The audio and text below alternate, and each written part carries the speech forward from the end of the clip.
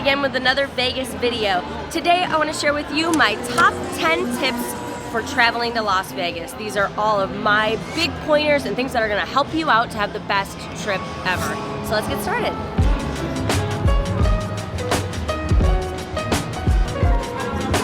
My first tip for you guys is going to be considering a split stay.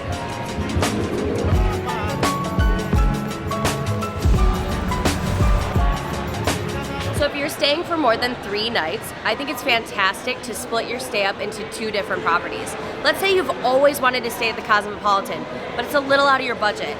You could stay at the Cosmo on the cheaper nights you're here, and then stay at another property on those other more expensive days. Even better, let's say you've always wanted to try staying downtown, but you don't want to commit to doing a full stay.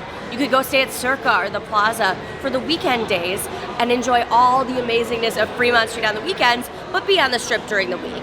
A split stay is just a great way to keep your trip fresh, it's fun to see new hotels, and you get to see more parts of Las Vegas all in one trip.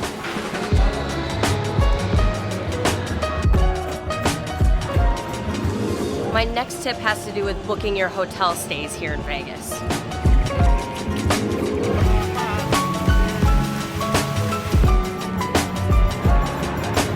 So you guys are always asking me if I use those discount sites to book my hotel and airfare together, and the answer is no, I never do that. I always book directly through the hotels, and there's many reasons for that. Number one, right away before you even book, you should sign up for the rewards program at the hotel. You can do it right on their website, and you are gonna automatically get discounts. At MGM properties, it's already like a 20% discount. That's just one of many reasons you should book direct. One of my favorite tricks for you guys is to keep rechecking the price of your room. Let's say you booked here at the beautiful Aria. You had the rate calendar up, and it gave you the prices that you booked. Keep track of those rates. You're gonna keep checking every day leading up to your trip. You're gonna notice those prices will fluctuate, and a lot of times they'll drop. You can call the hotel and say, I would like you to change my rate, and you will get a cheaper rate. Guys, a couple of subscribers have told me they've saved hundreds of dollars doing this. I have saved thousands. It's just a quick little look at your phone while you're having your coffee, see if they dropped your price. So it's a huge tip, and you can only do that if you book directly.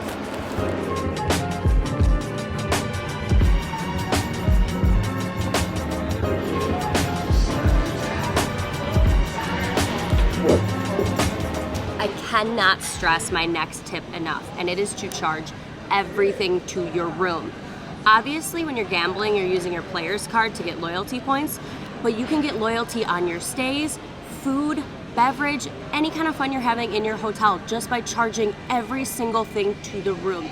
Do not use any cash or your cards. You want to show the hotel you're spending money. I guarantee once you start charging everything to the room, you're going to see way better comps. I've been doing this for years, way before I had a channel, and that's how we've been able to get all these awesome comp stays. Trust me on this one. The other thing to know is that these hotels talk to each other. So for example, if you're staying at New York, and you're gambling over at MGM and you buy some drinks, charge it over to your room at New York. It also works at Caesars properties. There is no reason to be spending money without letting the hotels know you're spending money. They want to see it.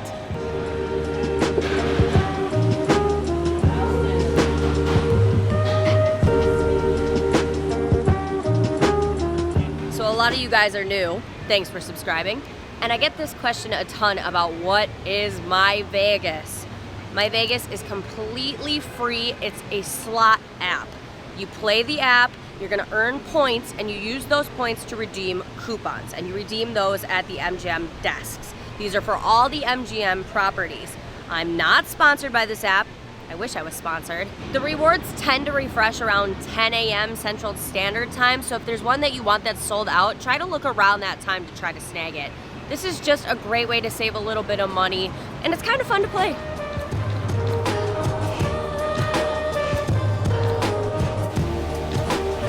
So many of you guys have come up to me and said, oh my gosh, the $20 trick worked, thank you so much. We're at Planet Hollywood, we're at New York. We're over at Mandalay Bay, and the $20 trick killed it. For those of you who are not familiar, the $20 trick is where you're gonna slide a 20 between your credit card and your ID when you check in and ask if they have any upgrades available. Even if you don't wanna try the $20 trick, you can just try to ask for an upgrade, and a lot of times they might give you one. However, I do think the 20 softens the deal. If it doesn't work, don't worry. They will give you the 20 back, but I think it's worth a try. You absolutely have nothing to lose except for maybe 20 bucks to get a really sick upgrade.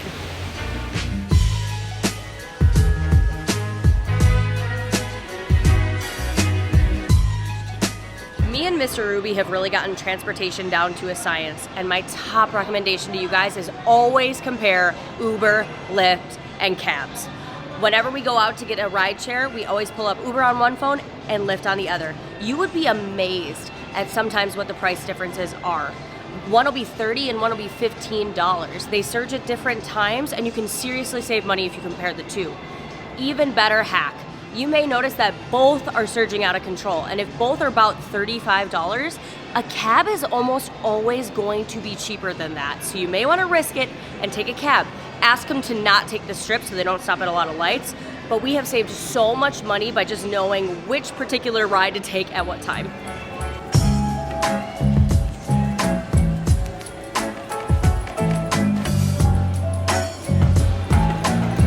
You guys keep asking me, do I still need to make dinner reservations? And my advice to you is absolutely you should. All of my favorite restaurants, Oscars, Super Frico, Delilah, Mayfair Supper Club, they get booked out weeks in advance.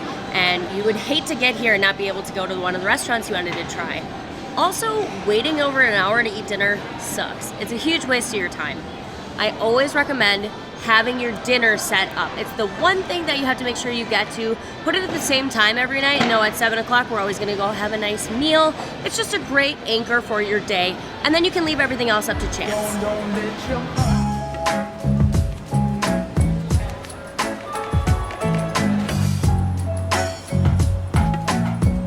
So that leads me to my next tip, which is don't overplan. The first time we came to Vegas, I wanted to do everything. I planned to sightsee everywhere all day, party it up all night, eat at way too many places, and we were exhausted and we couldn't do it all. Make sure you have a rough idea of what you want to do. Oh, maybe this day we want to do the pool, the next day we want to go shopping, but leave a lot of time open to just explore. So many fun things happen in Vegas when you're just out and winging it. Highly recommend you have a couple things you want to plan and leave the rest up to chance.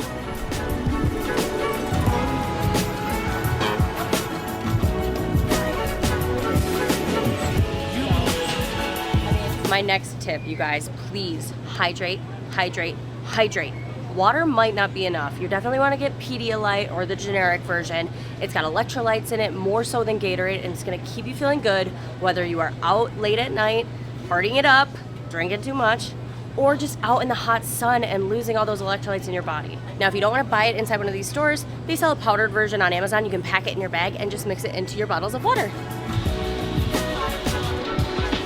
Another thing that me and Mr. Ruby pack every time that I highly recommend is vitamin B. Vitamin B is great for giving you energy. It just makes us feel healthy and awake while we're here in Vegas.